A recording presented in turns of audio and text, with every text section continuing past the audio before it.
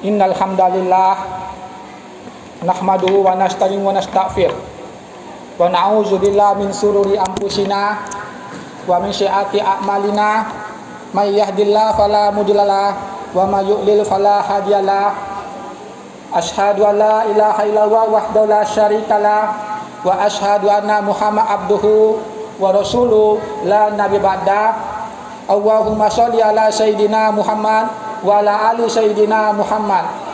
Qala Allahu ta'ala fil Qur'anil Karim, a'udzu billahi minasyaitonir rajim. Bismillahirrahmanirrahim.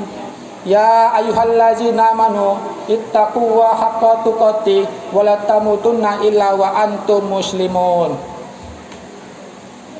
Amma ba'du, faya ibadallah, faya ayuhan nas. Pertama-tama, marilah kita senantiasa bersyukur kepada Allah Subhanahu wa taala yang telah melimpahkan rahmat nikmatnya kepada kita semua, terutama nikmat Islam, sehingga kita dapat melaksanakan salah satu kewajiban kita, yaitu salat Jumat di hari ini. Dan selawat berserta salam tak senantiasa tak bosan kita hadiahkan buat baginda besar Nabi Muhammad SAW. Allahumma sholli ala sayyidina Muhammad wa ala ali sayyidina Muhammad. Semoga dengan salawat yang senantiasa kita ucapkan kepada beliau, kita akan diakui oleh beliau sebagai umatnya yang senantiasa beristiqomah melaksanakan perintah-perintah yang telah disalahkan kepada beliau. Ma'asyiral muslimin rahimakumullah. Khatib juga tak lupa berwasiat kepada kita semua, ittaqullah, marilah kita bertakwa kepada Allah Subhanahu wa taala, zat yang hanya pantas untuk disembah, zat satu-satu yang pantas kita sembah, yaitu Allah Subhanahu wa taala, yaitu dengan cara berusaha menjalankan apa-apa yang telah diperintahkannya oleh Allah Subhanahu wa taala kepada kita, dan kita berusaha juga sekuat tenaga untuk meninggalkan segala larangan-larangan yang telah diperintahkan oleh Allah Subhanahu wa taala. Masyiral muslimin rahimakumullah.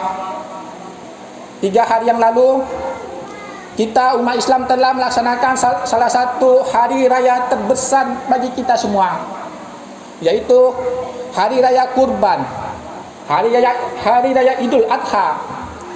Karena hari raya Kurban adalah hari raya terbesar bagi kita semua, melebihi hari raya Idul Fitri.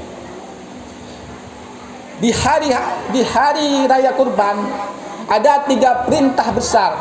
Yang pertama, naik haji, yaitu naik haji yang diperintahkan oleh Allah Subhanahu wa taala kepada orang-orang mampu. Mampu dalam arti kata baik mampu secara materi maupun mampu secara fisik.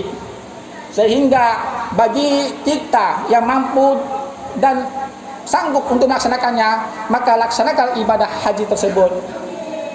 Tetapi dengan kondisi dunia yang saat ini sedang dilanda pandemi, pemerintah Arab Saudi hanya membataskan pelaksanaan ibadah haji tahun ini khusus bagi negaranya dan orang-orang yang tinggal di sana. Sehingga tidak ada kewajiban kita lagi untuk melaksanakannya karena kondisi dan situasi pandemi pada saat ini. Itu ibadah yang pertama.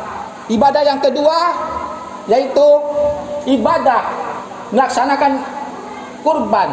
Melaksanakan ibadah kurban yaitu menyembelih 1 ekor kambing untuk 1 orang ataupun 7 orang untuk 1 bagian sapi. Sehingga pada dasarnya ibadah kurban ini secara kasat mata, secara materi, kalau seandainya kita mampu secara materi, tentulah mari kita laksanakan. Sehingga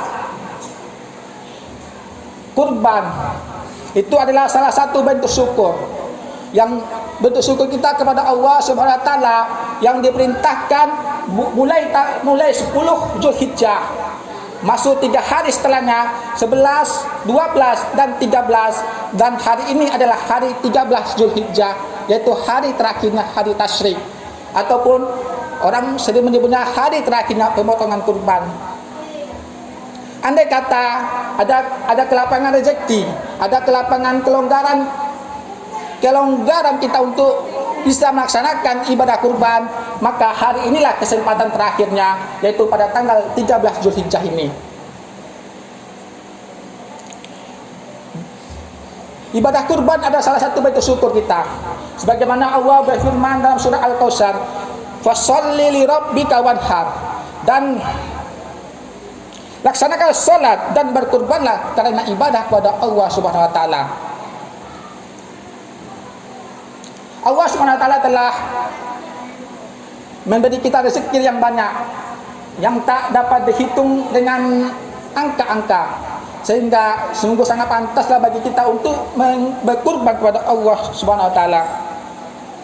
Kisah kurban dapat kita ambil dari ibrahnya, dari hikmahnya, dari kisah Nabi Allah Ibrahim dan Nabi Allah Ismail alaihissalam.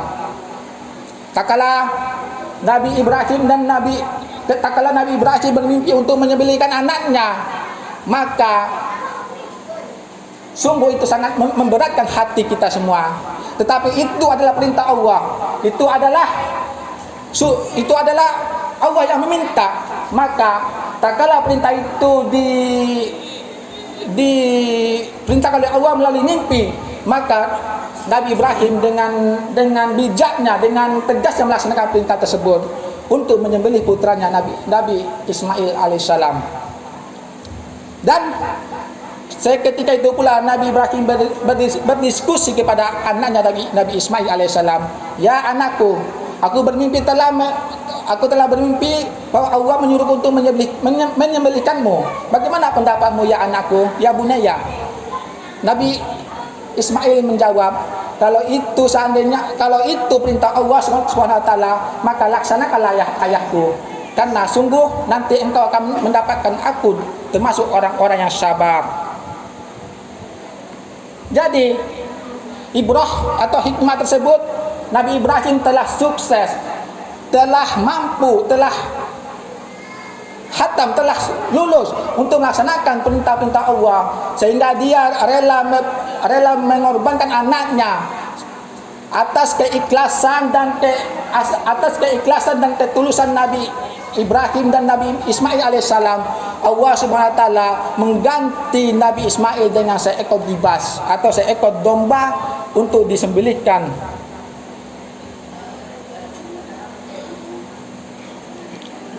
Keridhaan dari Nabi Ismail dan dari Nabi Ibrahim dan Nabi Ismail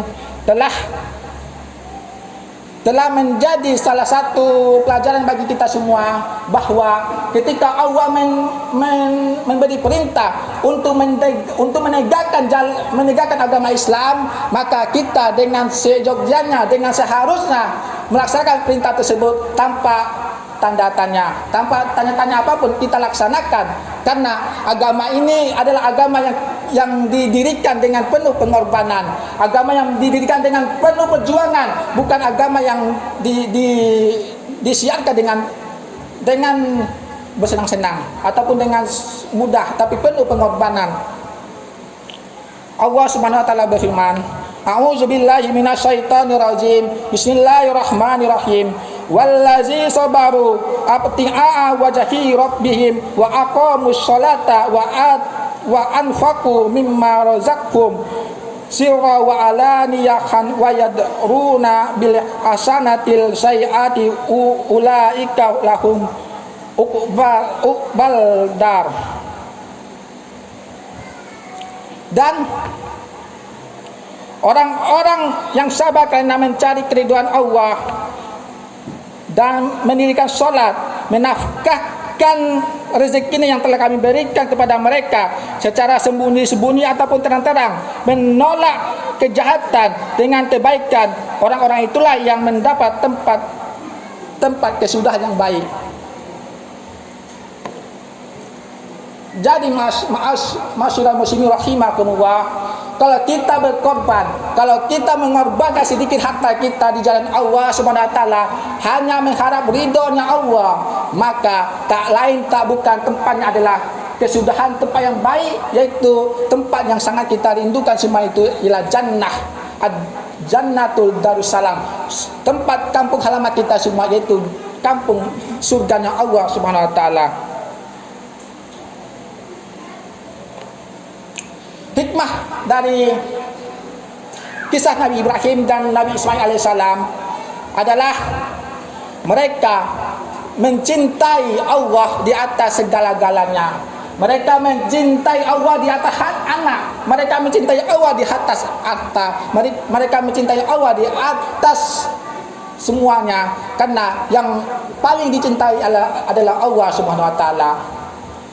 Jadi jangan kau mengorbankan harta, jangan kau mengorbankan sedikit harta kita, mengorbankan anak pun kita rela untuk berjuang di hadapan Allah Subhanahu wa taala. Maka ma'asyiral muslimin rahimakumullah, ketika ada seruan untuk menafkahkan harta kita, baik itu pembangunan masjid, baik itu kegiatan-kegiatan sosial, maka janganlah kita pelit, janganlah kita istilahnya kikir terhadap harta-harta tersebut. Maka sumbangkanlah harta-harta tersebut untuk pembangunan masjid kita, untuk kegiatan sosial. Karena ma'asyiral muslimin rahimakumullah, harta-harta yang telah kita sumbangkan tersebut pasti Allah ganti dengan yang lebih baik. Ma'asyiral muslimin rahimakumullah, di bulan Zulhijjah ini adalah salah satu dari bulan haram, dan juga salah satu akhir dari bulan di tahun Hijriah. Karena setelah bulan Zulhijjah kita akan memasuki tahun baru Islam, yaitu 1 Muharram 1443 Hijriah. Yang menjadi introspeksi kita semua adalah selama 11 bulan ini, apa-apa yang telah kita lakukan, apa-apa yang telah kita kerjakan, sehingga kita berharap setelah masuk nanti bulan yang akan datang, setelah masuk nanti tahun yang akan datang, kita akan menjadi orang-orang yang menjadi lebih baik daripada tahun-tahun ini. Karena ma'asyiral muslimin rahimakumullah, Allah berfirman dalam surah Al-Asr ayat 15, A'udzubillahi minasyaitonir rajim. Bismillahirrahmanirrahim. Ya ayyuhallazina amanu taqullaha wa la tanzur nafsun ma qaddamat li'ada wattaqullaha innallaha khabirun bima ta'malun. Hai orang-orang yang beriman, bertakwalah kepada Allah, dan hendaklah setiap diri memperhatikan apa-apa yang telah diperbuat untuk hari esok, dan bertakwalah kepada Allah, sesungguhnya Allah Maha mengetahui apa yang kamu kerjakan.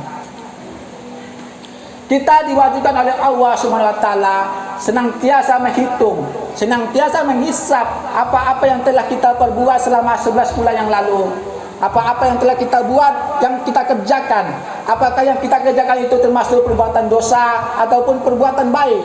Apabila perbuatan tersebut dosa, maka mari kita tinggalkan dan kita perbaiki untuk tahun akan datang, yaitu tahun 1443 Hijriah. Karena ma'asyiral muslimin rahimakumullah, apabila seorang umat Islam perbuatannya sama seperti tahun-tahun kemarin, ia termasuk orang-orang yang merugi. Dan apabila orang Islam perbuatannya lebih buruk dari tahun-tahun kemarin, ia termasuk orang-orang celaka.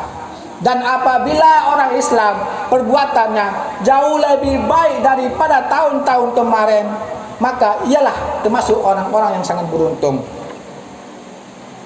Maka ma'asyiral muslimin rahimakumullah, untuk itu marilah kita hisab, mari kita hitung semua amal-amal ibadah kita 11 bulan yang telah lewat yang kita kerjakan. Ini adalah 13 Zulhijjah. Sebentar lagi kita akan masuk 1 Muharram, yaitu tahun baru kita semua, tahun baru Hijriah. Sehingga ketika kita memasuki tahun baru Hijriah, kita membuka lembaran baru. Kita membuka amal ibadah baru untuk kebaikan-kebaikan yang tahun-tahun besok. Kita buat program-program kebaikan. Tahun ini amal ibadah kita harus kita tingkatkan. Tahun lalu kita hanya amal beribadah di solat di rumah.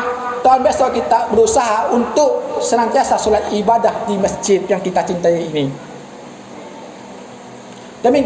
Demikianlah khutbah yang relatif singkat ini. Semoga bermanfaat untuk kita semua.